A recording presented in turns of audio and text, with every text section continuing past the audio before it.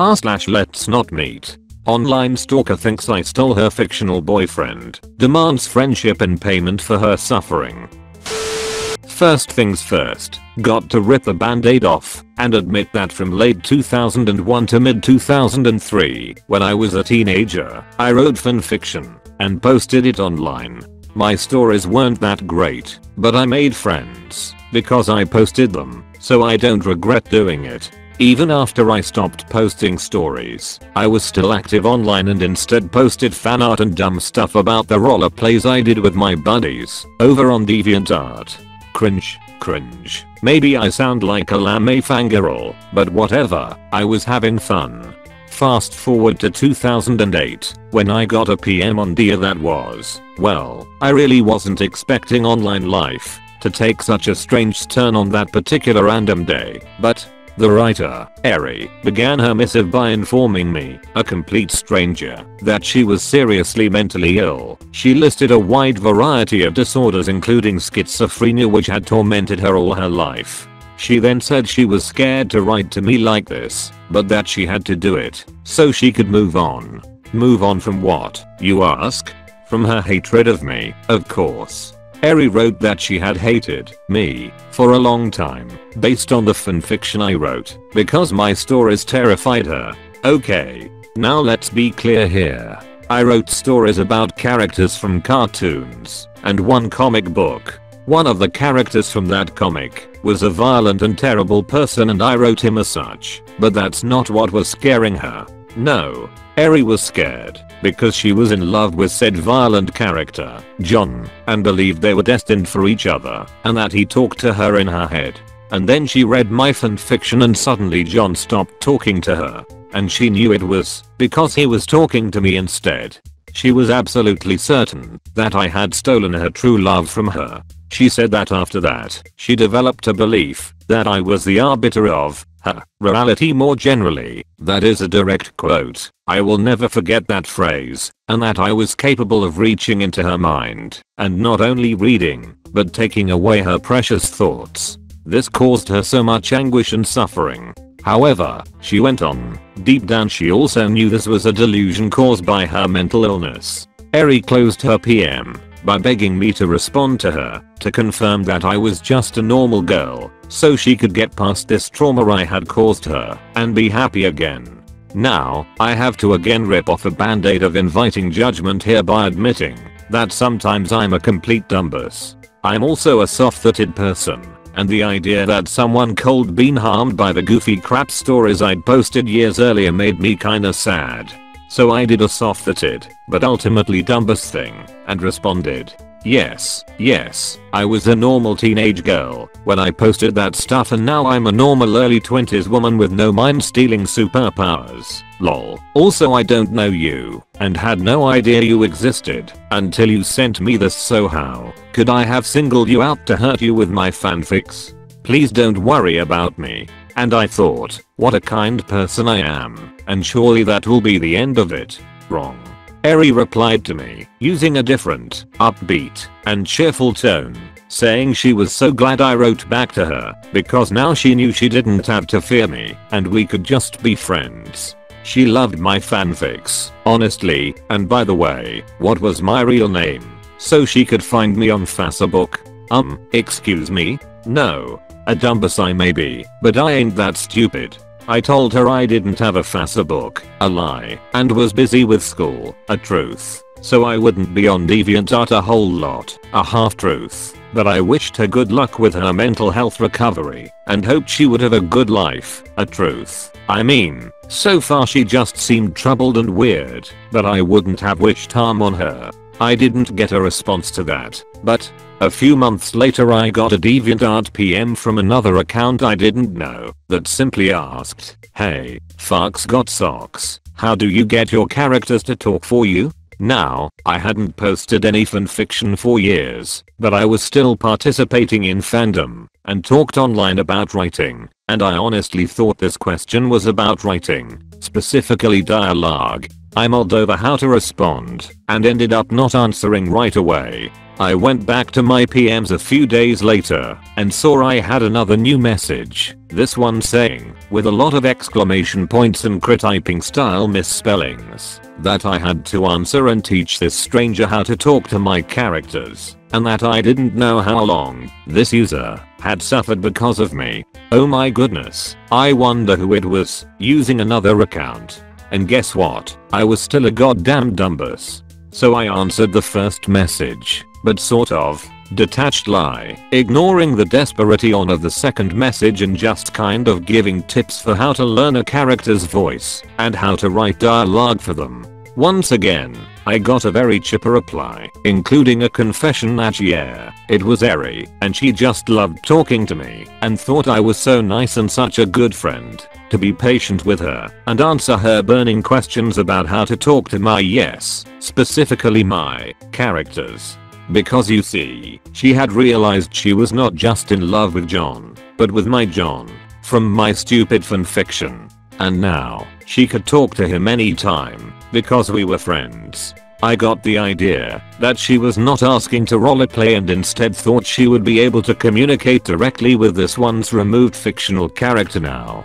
But I feigned ignorance and said something like our RP group is kind of private and not accepting new members, but I hope I answered your question and please have a good day. Because, see, I did not really want to be friends with someone who seemed to believe I was somehow responsible for her mental illness / health despite not knowing her from Adam and having only spoken to her twice, and B, had already told me once that she hated me and thought I could control her reality. On the kinda side of things, I honestly didn't think continuing to converse would be good for either of our comforts. On the meaner side, I just really didn't want to interact with this person anymore and felt I had already done more than enough to help this stranger. Okay, so she stopped responding to me and I thought this strange interlude in my life was over. Wrong. Now fast forward 7 entire years to early July 2015, at which time I had moved my main online presence to Tumblr.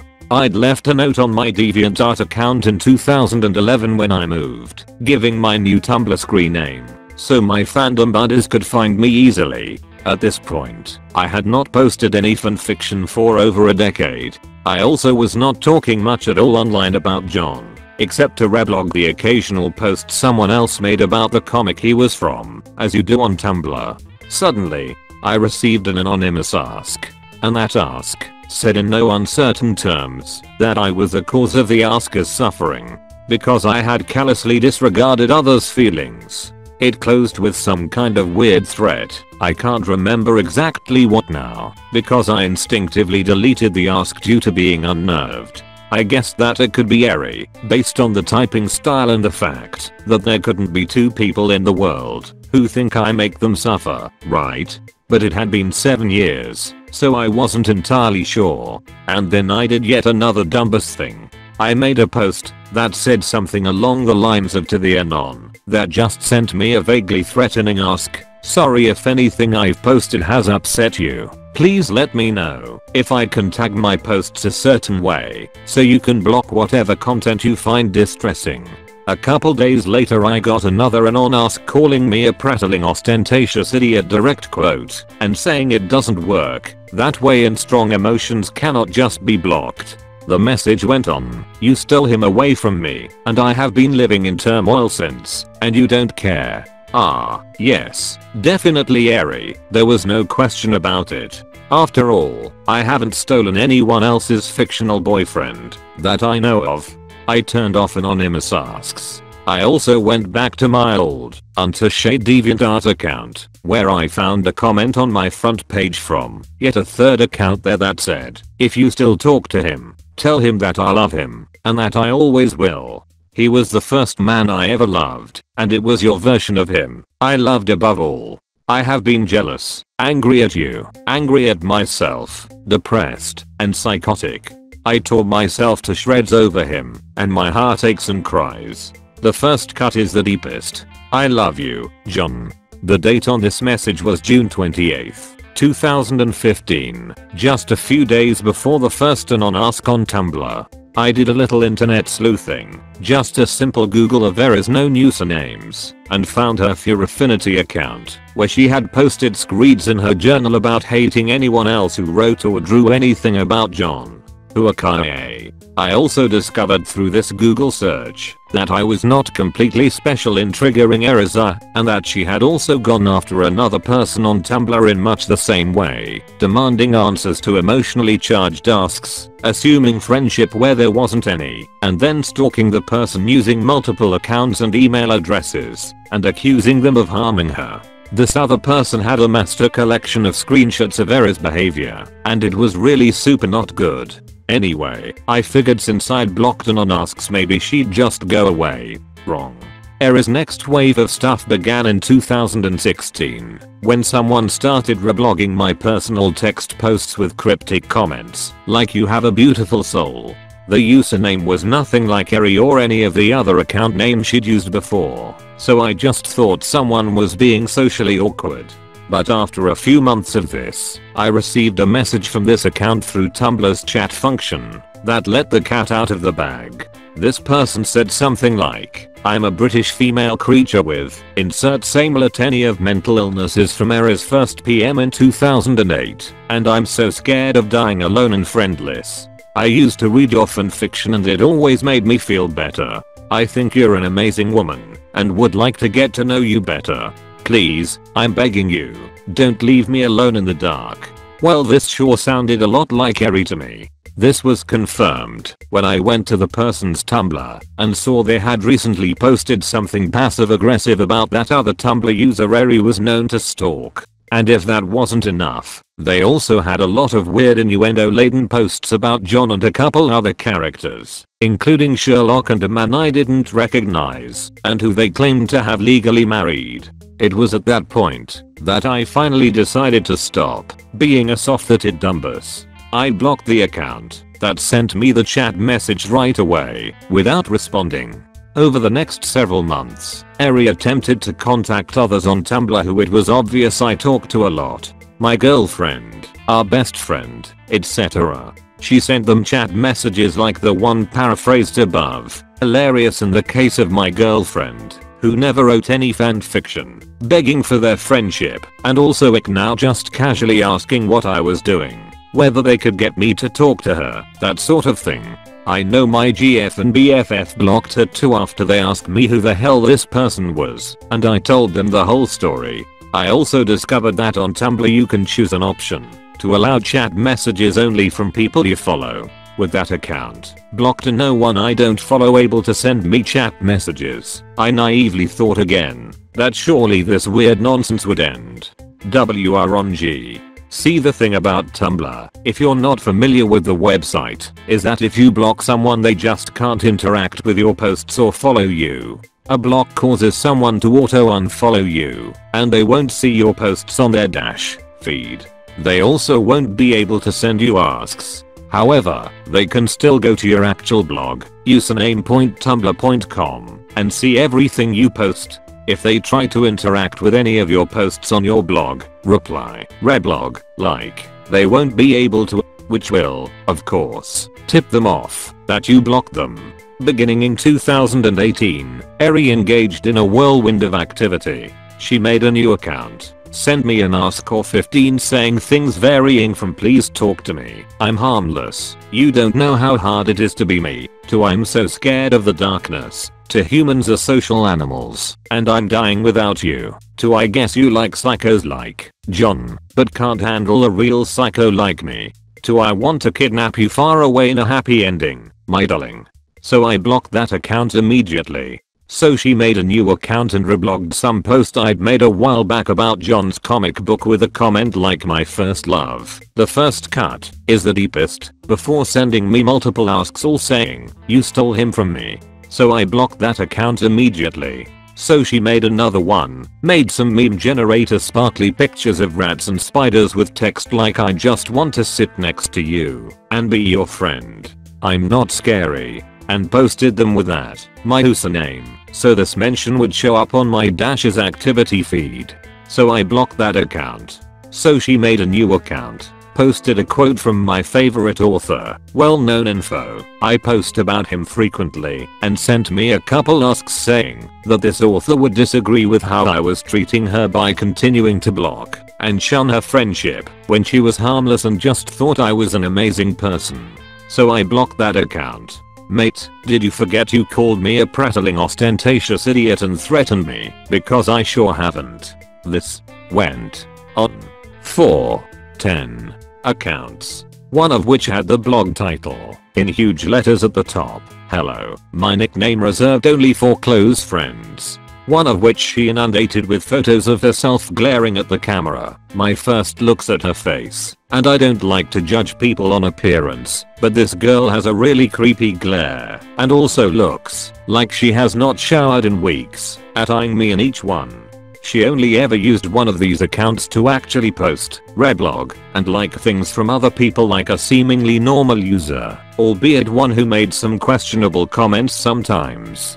All the rest only existed to bother me. I started trying to report her to Tumblr after the third or fourth time for making multiple accounts solely to evade my blocks. But if you know anything about Tumblr, you can guess they didn't respond with more than an automated "okay, we'll look into this. In the meantime, have you tried blocking this user?" Anyway, throughout 2018 I just had to deal with the fact that anytime I saw the little red flag above my ask box icon, it would probably be something creepy and either threatening or passive aggressive from Eri that would put me on edge for a few hours and remind me that no matter what I do on Tumblr, she can read everything I post. I haven't gotten anything from her so far in 2019, but I figure as long as she's out there, there's always that chance she'll come back. Maybe not right away, maybe not until another 10 years from now, but let me just say, Eri, you fucking weirdo, I'm genuinely sorry about your mental illnesses and hope you get help for them, but while they may explain some of your behavior,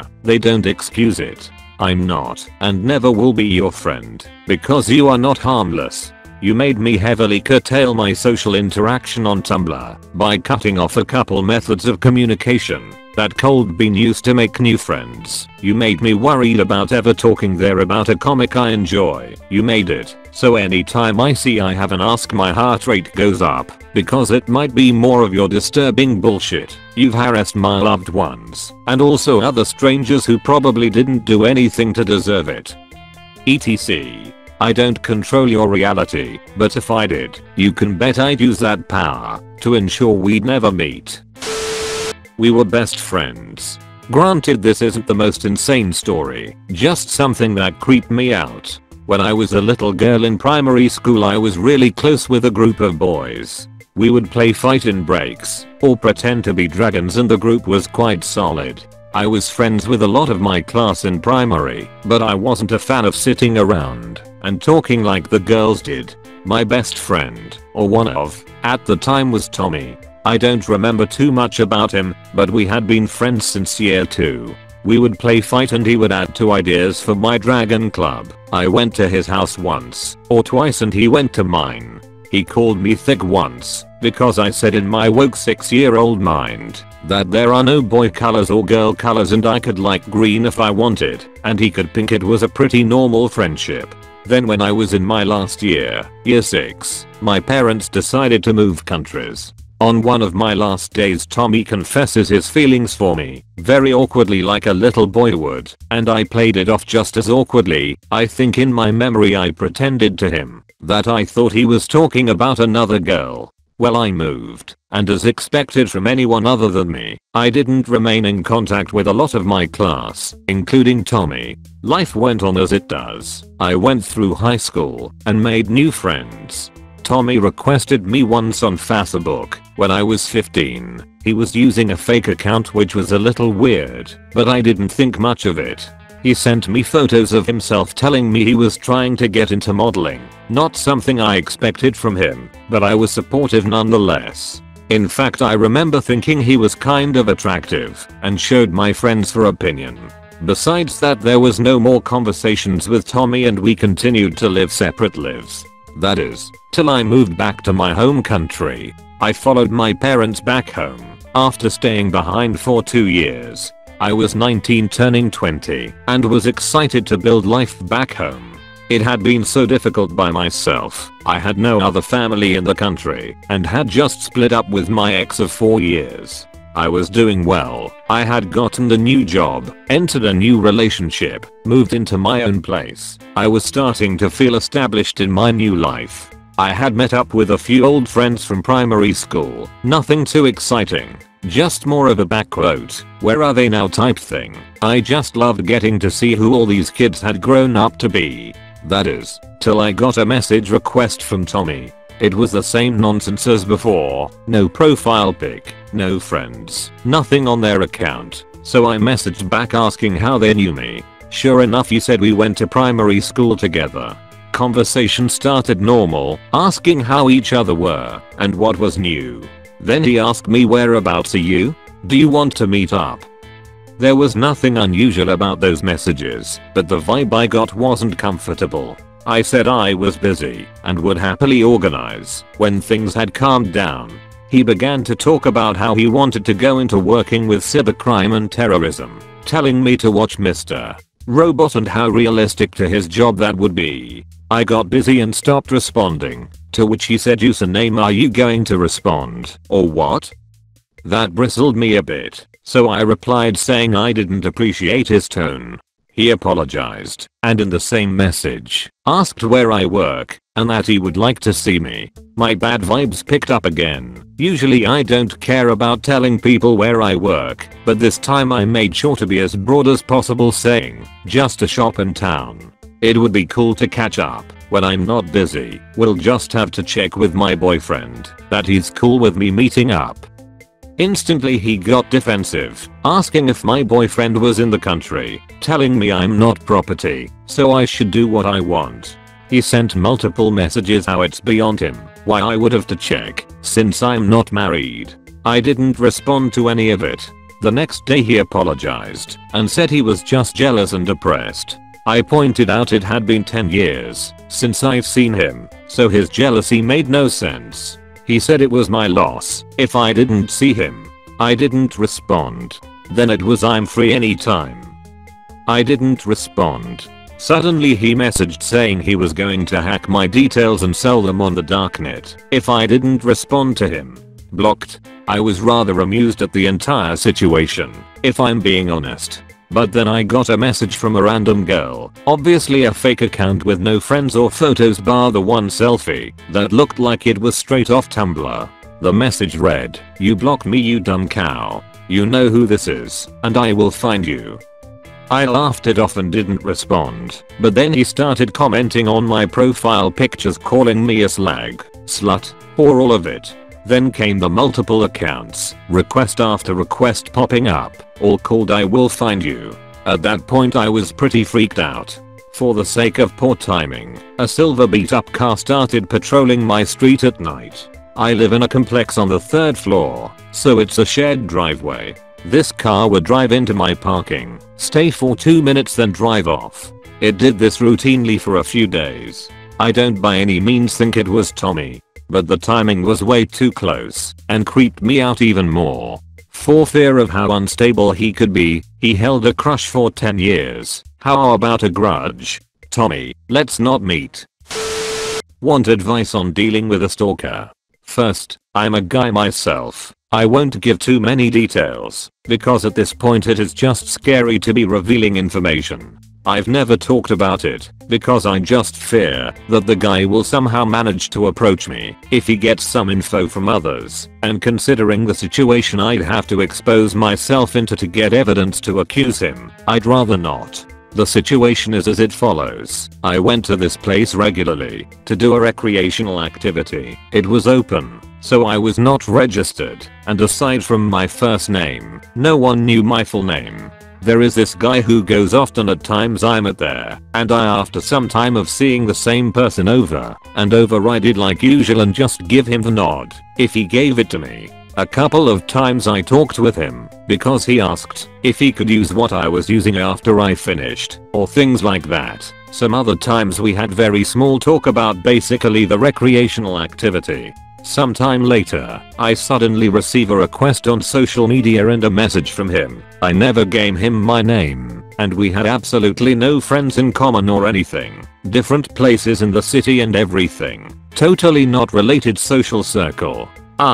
What I consider now a really big mistake, just answered normally because I found it would be awkward if I didn't, because I'd see him regularly in that place. Normal conversation. He always insists on when I'm going and such. Not a surprise that after a couple of times of going at hours I didn't tell him. I stopped going all around. He was messaging me every single day, even when I said bye, and after some time I just didn't open his messages. It was just creepy. Someone who I didn't know sending multiple messages, start calling by diminutives, to try to appeal to a soft side of me and such. After a while of constant messaging I just blocked him. Well, with this, I thought he would be off, but no. He created multiple accounts, tried to talk to me, blocked all of them. Couple of months ago, someone close to me tells me an organization's account wants to do an interview with me. Saw it was newly created, saw the people it followed, and its way of writing on its fake posts, and blocked it. This has occurred on like 6 times, with the last one today, when this asshole created an account months ago and even made a normal post of months ago with no likes. This shows me that this sick guy has some things in mind. Talked to someone close to me and asked to get my number for an interview.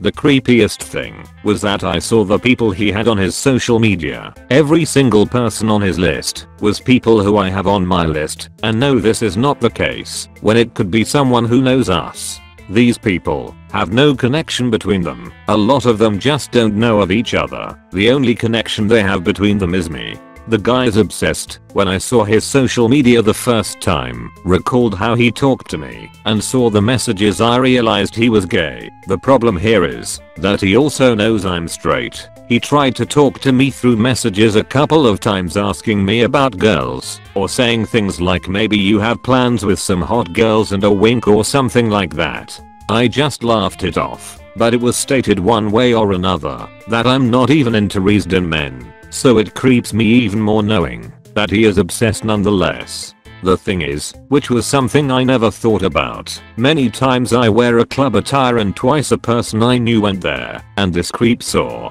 that I talked with him and that I knew him. So I guess that once he either managed to get his name or get something of him on social media, and then doing some stalking on his contact list, he managed to find me and well, started his stalking crap. I'm serious with this. It is unsettling, and it scares me, because I'm not sure of how crazy can this guy be. With the stories I've heard, I have this thought that is a matter of time before he gets my info and finds me. I'm not giving that much details because, well, I'm really scared, and I've come to the idea that if I actually see him, I'll just probably talk to him, and after a couple of seconds, if he doesn't leave immediately, I'll beat the crap out of him. I just want to know, to those that've dealt with this, without taking the cases of the most sick fucks there can be out there, how dangerous can this situation get, or how far do you think someone like him can get to? Shia, please don't just say I'm overreacting. Edit. I have to wake up early for work, so I'll answer in the morning. Thanks for the advice. Just the support itself already helps. Thank you for watching. Don't forget to like and subscribe.